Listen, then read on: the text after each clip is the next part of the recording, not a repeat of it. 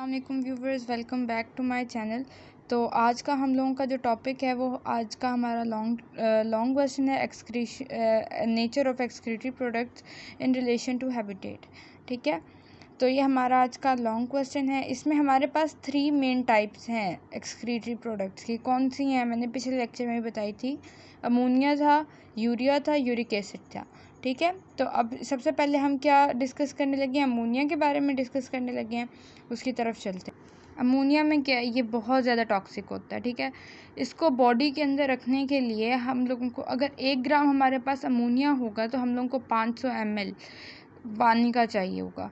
ठीक है, तो इस बात से एक बात तो साफ जाहिर हो गई है कि अगर हम लोगों को अमोनिया रखना है अपनी बॉडी के अंदर तो हम लोगों को वाटर बहुत ज़्यादा चाहिए होगा। और अगर ये किसी और एनिमल के अंदर भी मौजूद होगा तो वो भी कहाँ पर रहेगा, वाटर के अंदर रहेगा। एक्वेटिक एनिमल होगा, यानी इस बात से साफ जाहिर होता है कि ये एक्वेटिक एनिमल्स में फ़िशेस के अंदर मौजूद होगा, यानी उनका एक्सक्रीटरी प्रोडक्ट होगा, क्योंकि उनके इर्द गिर्द पानी बहुत ज़्यादा मौजूद होता है। दोबारा मैं दोहरा देती हूँ कि अमोनिया बॉडी के अंदर रखना बहुत ज़्यादा टॉक्सिक हो सकता है। ठीक है, अमोनिया को रखने के लिए बहुत ज़्यादा पानी की ज़रूरत होती है और ये एक्वेटिक एनिमल्स के अंदर मौजूद होता है। अब चलते हैं अमोनोलेटिक ऑर्गेनिजम्स। अब ये जो एक्वेटिक एनिमल्स जो अपने अंदर अमोनिया रखते हैं और अमोनिया की एक्सक्रीशन करते हैं, उनको हम क्या कहते हैं, अमोनियोलेटिक ऑर्गेनिजम्स कहते हैं। इसकी डेफिनेशन भी एक बार रीड कर लेते हैं। These are organisms which keep and excrete NH3 as an excretory product। वही बात है। ठीक है, अमोनोलेटिक की तरफ चलते हैं। This is a process in which an organism keeps off excrete, ठीक है, NH3 as an excretory product. ये अभी वो वाला प्रोसेस होगा जिसमें एक जानदार अपने जिस्म के अंदर अमोनिया रखता भी है और उसको एक्सक्रीट भी करते हैं। अमोनिया रखता भी है और एक्सक्रीट भी करता है। उसको रखने का जो अमल होगा और उसको बाहर जिस्म से निकालने का जो अमल होगा उसे क्या कहेंगे, अमोनियोलेटिक कहेंगे। अब आ जाते हैं यूरिया के ऊपर। यूरिया क्या कहता है, यूरिया लेस टॉक्सिक है, लेस टॉक्सिक है। किससे लेस टॉक्सिक है, अमोनिया से लेस टॉक्सिक है। ठीक है, और ये जो है ना 10 दफ़ा कम, यानी 10 टाइम्स कम टॉक्सिक है अमोनिया से। कितने टाइम्स, 10 टाइम कम टॉक्सिक है। देखिए मैंने इधर लिखा भी हुआ है, it is 10 times less toxic than ammonia. आगे चलते हैं। अब ये जो यूरिया है ये किस किस्म के ऑर्गेनिजम्स में बनती है, ये उन ऑर्गेनिजम्स में बनती है जो के मॉडरेट सप्लाई ऑफ वाटर, जिनके अंदर नॉर्मल सप्लाई, ना बहुत ज़्यादा सप्लाई हो पानी की और ना ही बहुत कम, यानी इसको रखने के लिए निस्बतन अमोनिया कम लगता है, वो वाटर की ज़रूरत कम होती है। ठीक है, अच्छा अब मिकदार देख लेते हैं कि 1 ग्राम अगर बॉडी के अंदर यूरिया है तो फिर हमारे पास कितने ग्राम पानी चाहिए होगा, कितने ml पानी चाहिए होगा उसको रखने के लिए। 1 ग्राम यूरिया को रखने के लिए हमारे पास 50 ml हम लोगों को क्या चाहिए, वाटर चाहिए। कितने ml, 50 ml। ठीक है, ये पॉइंट्स इंपॉर्टेंट है, एज एन MCQs भी आ सकते हैं, तो आप लोगों ने इनको माइंड में रखना है। एक्स्ट्रा इन्फॉर्मेशन हो, बुक की इन्फॉर्मेशन हो, कुछ भी हो, अगर वीडियो में आपको कुछ भी मिल रहा है, एक्स्ट्रा नॉलेज मिल रहा है, आप लोगों ने उस सब चीज़ों को अपने माइंड में रखना है। वो सब कुछ ऐसे ही नहीं मैं दे देती हूँ। ठीक है, वो उसके ऊपर वर्किंग होती है। ठीक हो गया, चलो यूरियोलेटिक एनिमल्स की तरफ चलते हैं। ये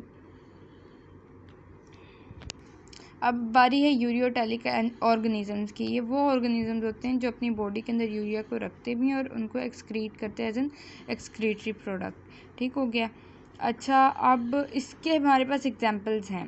पिछली वाली की मैंने एग्जांपल्स नहीं लिखी हुई, लेकिन माइंड में रखना है कि वो फ़िशेस के अंदर प्रोड्यूस होती हैं। कहाँ पर प्रोड्यूस होती हैं, फ़िशेस के अंदर। और इसकी यूरियोटेलिक ऑर्गेनिजम्स की क्या हमारे पास एग्जांपल है, कुछ शार्क्स हैं, कुछ मैमल्स हैं और मैन है। यानी शार्क जो है वो एक मैमल है, शार्क एक ऐसा ऑर्गेनिज्म जो पानी के अंदर तो रहता है लेकिन क्या है, यूरियोटेलिक, यानी उसके अंदर यूरिन बनता है, यूरिया बनता है। ठीक है, मैमल्स के अंदर भी यूरिया बनता है क्योंकि वो ज़मीन पर रहते हैं, उनके अंदर नॉर्मल सप्लाई होती है पानी की, और मैन के अंदर भी यही प्रोसेस होता है, यूरिया ही बनता है। ठीक हो गया। आगे चलते हैं यूरियोटेली की तरफ। यूरियोटेली वो प्रोसेस होता है जिसके अंदर हम यूरिया को बॉडी के अंदर रखते भी हैं और निकालते भी हैं as an excretory product. Next चलते हैं यूरिक एसिड की तरफ। यूरिक एसिड में वो क्या कहते हैं, इट इज़ लीस्ट टॉक्सिक। ठीक है, ये बहुत कम टॉक्सिक होता है, यानी किससे कम टॉक्सिक होता है, टॉक्सिक होता है कंपैरेटिवली देखा जाए तो अमोनिया और यूरिया से कम टॉक्सिक होता है। इसको अपनी बॉडी के अंदर रखने के लिए क्या चाहिए होता है, कम पानी चाहिए होता है, यानी जो ऑर्गेनिज्म कम पानी वाले एरिया में रहते हैं या जिनकी बॉडी के अंदर पानी की कम सप्लाई होती है, वो क्या होते हैं, वो क्या बनाते हैं अपनी बॉडी के अंदर, यूरिक एसिड बनाते हैं। ठीक है, अगला पॉइंट पढ़ लेते हैं। 1 ग्राम ऑफ यूरिक एसिड, यानी 1 ग्राम ऑफ यूरिक एसिड को रखने के लिए 1 मिलीलीटर ही पानी का दरकार होता है, यानी ज़्यादा पानी इसके लिए ज़रूरी नहीं होता। It forms in organism with lead supply of water. ठीक हो गया। ये ऑर्गेनिजम्स के अंदर कम से कम सप्लाई ऑफ वाटर से बनता है। ठीक है, ये जो हमारे घर में परिंदे होते हैं ना, अब नोट किया होगा, इनका जो ये लोग फीसेस निकालते हैं अपनी बॉडी के अंदर से, उसके साथ जो अक्सर हमने, अच्छा ये बात भी किस्मत पर होती है कि किसी ना किसी के ऊपर तो बरकत हो ही जाती है। कभी गुजर रहे होंगे, कहीं आइसक्रीम खा रहे होंगे, किसी दरख्त के नीचे बैठे होंगे, कहीं से कुछ ना कुछ तो ऊपर से करम नवाजी कर ही देता होगा कोई ना कोई परिंदा। तो तब एक बात नोटिस कर लेना कि जो वाइट वाला पोर्शन होगा ना, वही यूरिक एसिड होगा, और जो बाकी कलर्ड पोर्शन होगा वो उसके फीसेस होंगे, यानी एक्सक्रीटरी प्रोडक्ट भी साथ में क्या नाम है, इनके अंदर सॉलिड सेमी सॉलिड होता है। ठीक है, सॉलिड नहीं होता, सेमी सॉलिड होता है। और क्या होता है, आगे चलते हैं हम लोग। आगे मैंने इधर कुछ लिखा हुआ है, 1 kg वाटर जो है 1 लीटर ऑफ वाटर के अकॉर्डिंग होता है, इक्वल होता है। ठीक है, 1000 ग्राम ऑफ वाटर जो है ना 1000 ml वाटर के बराबर होता है, और 1 ग्राम जो है 1 ग्राम 1 ml के बराबर होता है। आगे चल लेते हैं। ठीक है, अब जो यूरिक एसिड होता है वो इनसॉल्युबल होता है वाटर के अंदर, ये प्रेजेंट होता है क्रिस्टल्स में। ठीक है, किस में प्रेजेंट होता है, crystal, it is present in crystals.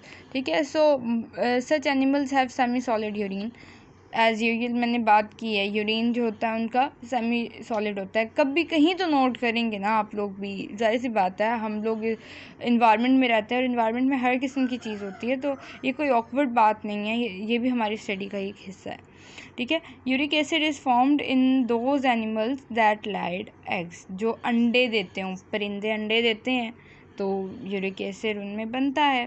ठीक है, यूरियोटेलिक ऑर्गेनिज्म, अब ये वो ऑर्गेनिजम्स होते हैं, अच्छा अमोनियोटेलिक और यूरियोटेलिक और यूरियोटेलिक ऑर्गेनिज्म, इन तीनों में एक बात सिमिलर होती है कि अमोनिया, यूरिया और यूरिक एसिड, इन तीनों को जो भी बॉडी अपने अंदर रखेगी और एक्सक्रीट करेगी, वो इनकी फॉर्म के हिसाब से हम उसको प्रोसेस को भी सेम नेम देंगे, और क्या नाम है उनका, क्या नाम है जो बॉडी जो ऑर्गेनिज्म ये काम कर रहा होगा उनको भी हम वो सेम नेम ही देंगे। ठीक है, यूरियोटेलिक ऑर्गेनिजम्स की डेफिनेशन की तरफ चलते हैं। Those are organism which keep and excrete uric acid as an excretory product. ठीक है, यूरियोटेलिक की तरफ आ जाते हैं। ये यूरिकोटेली में क्या होता है, it is a process in which an organism keep and excrete uric acid as an excretory product. Remember मैंने बात की थी कि यूरिक एसिड को अपनी बॉडी के अंदर रखते भी हैं और निकालते भी हैं, और इस प्रोसेस को क्या कहते हैं, यूरिकोटेलिक। ठीक है, और यूरिकोटेलिक ऑर्गेनिजम्स कौन से होते हैं, वो ऑर्गेनिजम्स होते हैं जो अपनी बॉडी के अंदर यूरिक एसिड को रखते भी हैं और उसको निकालते भी हैं। ठीक है, एज एन एक्सक्रीटरी प्रोडक्ट। आगे चलते हैं। Uricotelic is a developmental adoption. ठीक है, यूरिकोटेलिक एक डेवलपमेंटल अडॉप्शन है इन ओवियोफियर्स, यानी वो एनिमल्स जो अंडे देते हैं। ठीक है, reptile, birds, insects, uric acid is formed. ठीक है, रेप्टाइल्स भी अंडे देते हैं, हम लोगों को पता है, बर्ड्स भी अंडे देती हैं, और इंसेक्ट्स के भी एग्स होते हैं, तो क्या वो अपनी बॉडी के अंदर यूरिक एसिड फॉर्म करती हैं। अमोनोटेली इज़ कन्वर्टेड इनटू यूरिकोटेली। ठीक है। अम्यूनोटेली जो है ना वो कन्वर्ट होती है यूरिकोटेली में, then is converted into uricotely. So it is evolutionary adoption. यानी पहले हम लोगों का एक बड़ा मशहूर सा एक थ्योरी आप लोगों ने अक्सर नहीं सुनी होगी कि जो लाइफ है ना वो समंदर से एवॉल्व हुई है। तो समंदर के अंदर तो पानी की मिकदार ज़्यादा है, ज़ाहिर सी बात है अगर वहाँ से एवॉल्व हुई है और सब ने ये चीज़ देखी है और रेप्टाइल्स जो है हमारे एंसेस्टर्स हैं, तो हम ये बात कह सकते हैं, हम ये बात कर सकते हैं ना कि अमाइनो एसिड अमोनिया पहले बॉडी के अंदर बनता था, फिर उससे यूरिक एसिड यूरिया बनता था, फिर उसके बाद एंड पर यूरिक एसिड बनता है। ठीक है। अब ये जो तीनों चीज़ें ना ये एक दूसरे के एवोल्यूशनरी अडॉप्शंस हैं। ठीक हो गया। अब आगे चलते हैं। आज का हम लोगों का टॉपिक यहीं तक है। इंशाल्लाह कल हम लोग पढ़ेंगे हेड्रा और प्लेनेरिया के बारे में। ठीक हो गया। और ये लॉन्ग है, आप लोगों ने अच्छी तरह से तैयार करना है। अमोनिया, यूरिक एसिड और यूरिया, इन तीनों टॉपिक्स को अच्छी तरह से याद करना है, अच्छी तरह से तैयार करना है, क्योंकि इसमें से शॉर्ट भी आते हैं MCQs भी और एज इन लॉन्ग ये इंपॉर्टेंट भी है। ठीक है। लाइक करें, शेयर करें, सब्सक्राइब करें। अल्लाह हाफिज़।